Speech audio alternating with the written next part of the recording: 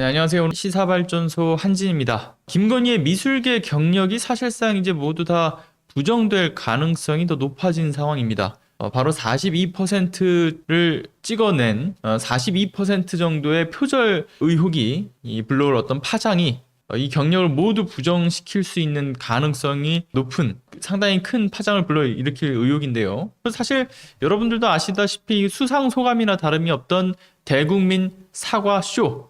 김건희가 최근에 사과쇼를 했죠. 사과를 한다고 했는데 무엇 하나 인정을 하지 않았습니다. 자, 그런데 기자회견 당일부터 거짓말이라는 어떤 지적을 받았는데 도대체 이 쇼가 뭐 있었던 지 얼마나 지났다고 또다시 사건이 연이어 터지고 있어요. 자, 먼저 이 논문 표절 의혹에 대한 문제가 있죠. 관련돼서 기사를 먼저 함께 보고 이야기를 나눠보는 것으로 하겠습니다. 기사 보시죠. 김건희 경력의 뿌리 숙대 석사 논문도 표절이다 라는 의혹이 지금 나온 것인데요. JTBC의 단독 보도입니다. 자, 김건희 1999년 숙명여대 교육대학원에서 미술교육학 석사 학위를 땄죠. 근데 그때 제출했던 그 논문을 전문가들과 다각도로 검증을 해보니까 표절 수치가 무려 42%였다라는 겁니다. 총 48페이지 중에서 43페이지가 표절 의혹의 흔적이 곳곳에서 드러난 것이죠. 자, 20세기 초 독일의 화가 파울 클레 작품, 현대 추상화의 아버지라고 불리는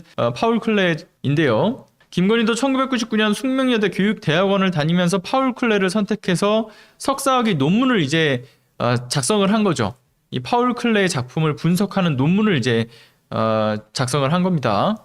이때 딴 석사학위, 교생 실습, 대학 강사 등의 경력을 쌓는 기반이 되었던 것이죠. 자, 석사 논문을 표절 검증 프로그램으로 분석해보니까 처음에는 표절률이 10%로 나온다 이겁니다. 그래서 표절 판정 기준이 보통 20% 내외이기 때문에 별 문제가 없어 보이는데 김건희가 참고 문헌에 기록하지 않은 파울 클레 관련된 책과 논문 4개를 찾아서 이것을 그 프로그램에다가 넣어봤다는 거죠. 이 모두 8, 90년대 엄청난 이거 오래된 자료들이었고요. 이 자료들을 직접 파일로 만들어서 김건희의 논문과 비교할 자료 목록에 추가했는데 그랬더니만 표절률이 42%까지 올라 버린 겁니다. 아마 여기에 지금 나오지 않는 다른 이 오래된 더 자료를 찾아가지고 넣게 되면 표절률이 고작 42%로도 안 끝날 것 같다라는 생각이 들게 만들죠. 자, 아무튼 연속으로 6개 단어 이상 베낀 문장들이 표시가 되었던 것이고요. 앞서 기사에서 보셨듯이 48페이지 중에서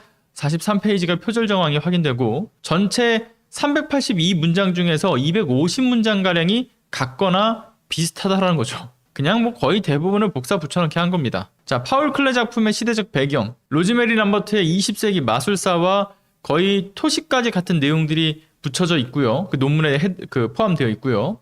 회화적 배경 섹션에서는 95년에 나온 파울 클레 작품 번역서가 문단째로 그대로 옮겨져 붙여져 있었습니다. 2장 연속으로 아예 인용문까지 똑같이 베끼는 부분도 있었고요. 이런 부분들이 곳곳에서 발견이 된 거죠. 그래서 연구윤리 협의회 소속 전문가한테 면밀한 분석을 또 의뢰를 해보니까 이거는 그때 당시 연구윤리가 약했던 시대이긴 한데 1999년이 그럼에도 불구하고 너무 베꼈다라는 지적을 하더라 이거죠. 한명호 중앙대 교수는요. 표절 여부를 떠나서 그 논문에서 저자의 독창적인 시각도 없다라는 지적을 했습니다. 자, 논문이라고 하는 것은 과거의 여러 연구 사례를 기반으로 해서 자신의 독창적인 어떤 결과를 도출하는 것, 이것이 매우 중요한 논문이라고 하는 것의 목적입니다. 근데 그 목적 자체가 논문에 없었다는 거죠. 그러니까 논문의 성격을 띌 수 없다라는 이야기를 하고 있는 겁니다. 지금 이것은. 자, 그런데 윤석열 캠프 관계자 99년도 논문에 현재 표절 이 기준을 적용했기 때문에 추가로 확인 후 입장을 내겠다라는 입장을 전했다라고 하는데 추가적인 입장도 내놨죠. 일단 그거는 제가 말씀드리는 것으로 하고요. 자, 아무튼 간에 2008년쯤에 이 논문 표절에 대한 의혹이 너무 계속 그 사회적인 이슈가 되니까 이때 당시에 교육인적자원부가 뭘 했느냐. 논문 표절에 대한 가이드라인을 이렇게 어느 정도 좀 마련을 해놔요.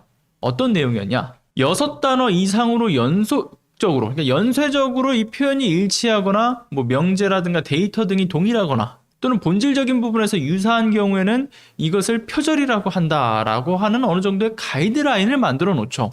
중요한 것은 김건희의 논문 표절 의혹도 이런 오랫동안 이어졌던 논문 표절 기준 가이드라인에 따르게 되면 그 표절률이 무려 42%나 올라가는 것을 확인할 수 있었던 것이고, 뿐만 아니라 아니 뭐 거의 지금 보셨다시피 48페이지에 이르는 이 페이지 중에서 43페이지 대부분의 영역이 표절이 확인된다라는 것을 확인할 수가 있다라는 것이죠. 특히나 중요한 거는요, 학계에서 표절률이 20%만 넘어가게 되면 심각한 연구 부정으로서 판단을 하고 있어요. 근데 20%를 무려 2배 이상을 넘어서는 42%의 표절률을 보여준다는 것은 뭐 대부분을 그냥 복사해서 붙여넣기 해가지고 그냥 순서를 어떻게든 짜맞춘 글에 불과하다라는 것이죠. 그리고 목적도 없는 거잖아요. 자신의 독창적인 생각이 전혀 담겨져 있지 않아요. 논문의 목적, 논문의 구성을 이루지 못하고 있는 거라고 전 봐야 된다고 생각합니다. 그런데 이에 대해서 윤석열 측에서는 뭐라고 하고 있느냐. 1999년 당시에 기준이 되었던 표절 검증 시스템으로는 검증하지 못하지 않았냐. 그러니까 당시에는 뭐 연구윤리 규정이 없지 않았느냐 라고 주장을 하고 있어요. 따라서 지금의 연구윤리 기준을 적용을 해서 이것을 표절이다 라고 산출하는 것은 정확하지 않다. 당시의 숙명여대 기준의 어떤 학칙과 심사 절차에 따라서 인정된 논문이지 않느냐. 그래서 표절로 단정할 수 없다 라고 반박을 했다라고 하죠.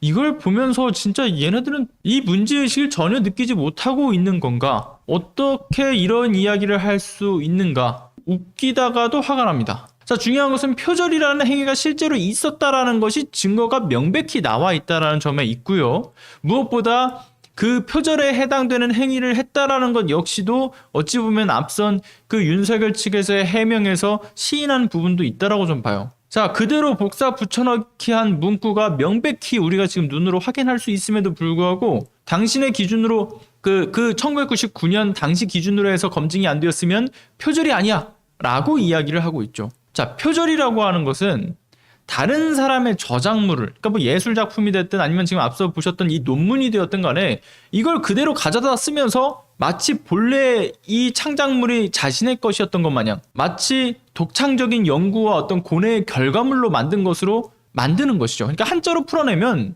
표절이라고 하는 것은 소위 도둑질이에요. 도둑질. 도둑질이라는 의미로 사용이 됩니다.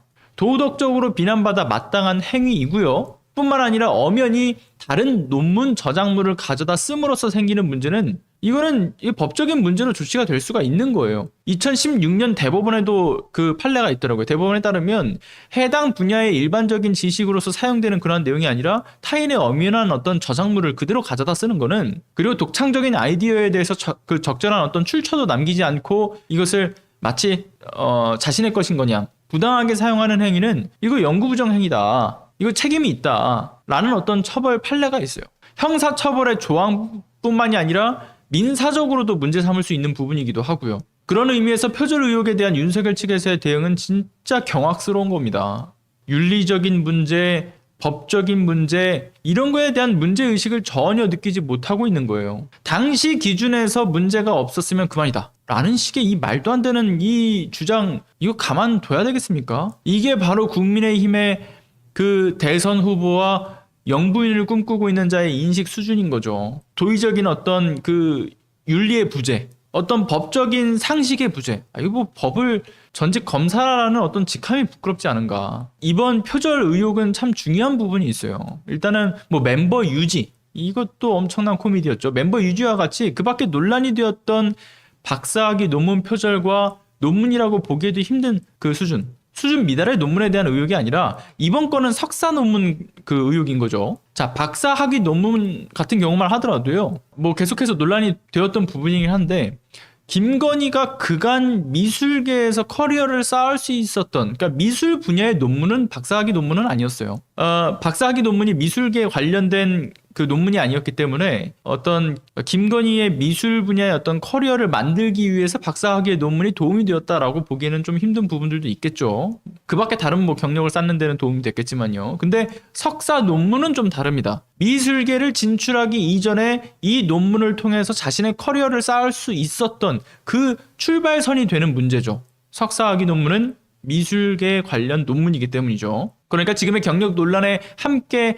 맞닿아 있는 문제라고도 볼 수가 있는 겁니다. 그러니까 단순한 허위 기재만이 아니라 실제 하는 경력조차도 이러한 김건희의 석사 논문을 통한 영향력을 행사되었을 가능성이 있기 때문에 그 심각성이 더해지고 있는 거죠. 아무튼 이에 대해서 숙명여대는 김건희의 표절 의혹이 있는 논문에 대해서 조사를 당연히 진행을 해야 되겠죠. 근데 진행을 하는 것도 진행을 해야겠지만 이미 밝혀진 이 42%의 표절률이 눈으로 확인이 되는데 굳이 긴 조사 기간을 두는 것도 이치에는 맞지 않겠죠. 상식에서 벗어나는 일일 겁니다. 절차는 따라야겠지만 김건희의 석사 학위 취소도 당장이라도 결정을 져야 된다라고 생각을 하고요. 그리고 이러한 논문을 아무런 문제 없이 통과시켜줬던 지도 교수, 그리고 이걸 심사했던 교수, 그리고 이것을 그대로 받아들여 석사 학위를 줬던 대학 역시도 해당 문제에 대한 책임을 져야 된다라고 말씀을 드리면서 저는 이만하고 물러가 보는 것으로 하겠습니다. 자, 오늘도 함께 시청해주신 분들, 좋아요 눌러주신 분들, 그리고 댓글과 채팅 활발히 남겨주신 분들 모두 진심으로 감사드립니다. 들어가 보겠습니다.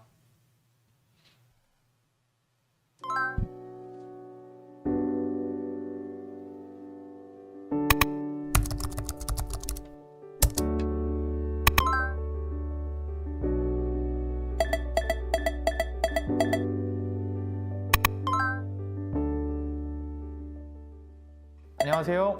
시사발전소 소장 한지입니다. 시사발전소는 진실을 찾는 민주 언론으로서의 역할을 다하기 위해서 다양한 방법으로 활동을 이어나가고 있습니다.